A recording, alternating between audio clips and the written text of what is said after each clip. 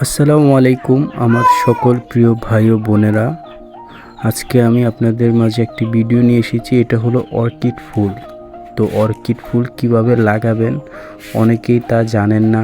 তো অর্কিড হলো এমন একটা ফুল যা মাটির মধ্যে হয় না, এটা গাছের নানান জায়গার মধ্যে হয়। তো এটা আমরা কিভাবে ঘরের সামনে একটা সৌন্দর্য বাড়ানোর জন্য কিভাবে তৈরি করব, আজ আপনাদের মাঝে ওই ভিডিওটাই আমি পরিবেশন করব। তো প্রথমে দেখলেন আমি কিছু নারিকেলের খোসা নিয়ে নিলাম। তো মূল প্রসেসিংটাই নারিকেলের খোসা দিয়েই হবে, কারণ নারিকেলের খোসার মধ্যে যেই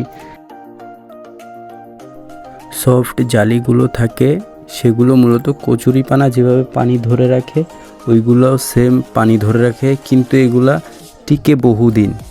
তাই এগুলোর মধ্যে লাগালে আপনার যে পানিটা প্রয়োজন অর্কিড ফুল গাছের, সেই পানিগুলো এখান থেকে শোষণ করবে এবং ফুলগুলো অনেক দিন বেঁচে থাকবে এবং নতুন নতুন শাখা বের হবে, বেশি বেশি ফুল ফুটবে। তাই অর্কিড ফুল লাগানোর জন্য এই নারিকেলের খোসা বিকল্প কোনো পদ্ধতি নেই। তো আমি আপনাদেরকে আজ দেখাবো কিভাবে এটা প্রসেসিং করে কিভাবে লাগানো হয়।